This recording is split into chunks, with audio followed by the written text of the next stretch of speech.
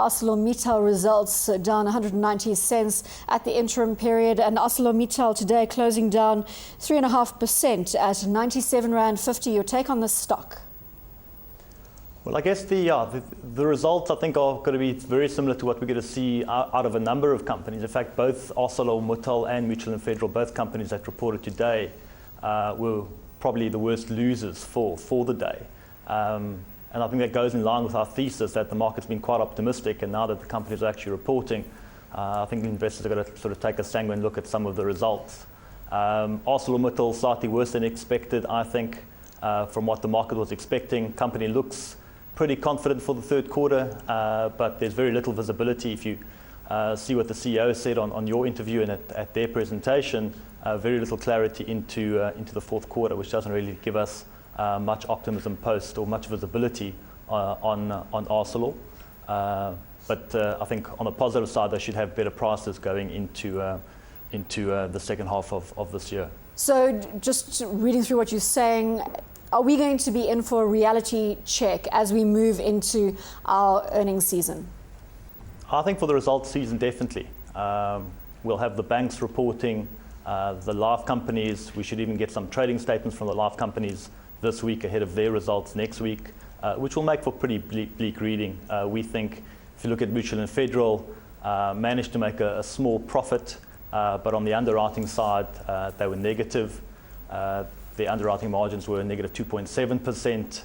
I think for the full year, market was probably looking for about a 3.5% underwriting margin versus 4% last year. Probably be lucky now to actually make 2.5%. And bear in mind that the market has rallied quite hard. Both Arcelor and Mutual and Federal probably up about 20-25% from early May. So a lot of these stocks are coming off reasonably good gains on the back of the global recovery, but earnings comps are going to be very difficult for the first half of this year, where the companies are reporting first half results or full year results. How severely do you think we could see the JSE all-share pull back if we do see earnings coming under pressure, under significant pressure on the local front?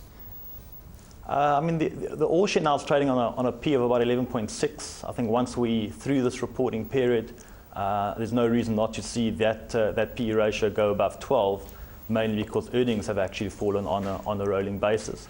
And if you take the view that a sort of a long-term PE for the JSE is between 11.2 and 11.7, and we get up to about 12, 12.5, then we could see an easier 10% retracement quite easily on the JSE. So you think there may be another pullback which will enable that money that's been sitting on the sidelines to be deployed into the stock market? Yeah, I think a pullback is likely. I don't necessarily think we're going to test those October and March lows. I think those are pretty sort of very much in place now. Globally, I think a lot of money has actually come into the market, particularly in the US and the UK, where you're not really getting any sort of compensation for holding cash. And I think that's driven a lot of the sort of equity market recovery in those countries. South Africa, we still have generally good positive rates on cash, but I think there could be a pullback, which would allow some investors who maybe missed out on this rally to get back in. Where are you seeing value right now? Let's break it down into the stocks that you think are offering investors out there value. Well, I guess there's value and there's risk, and we're trying to sort of get the combination of those two right, trying to sort of minimize the downside. So where we have better visibility in some of the industrial counters, particularly your sort of pharmaceutical players, your hospitals, where your revenues are not going to be as cyclical as we're seeing with, let's say, the likes of ArcelorMital, where a lot of the demand for their product is tied to global economic conditions.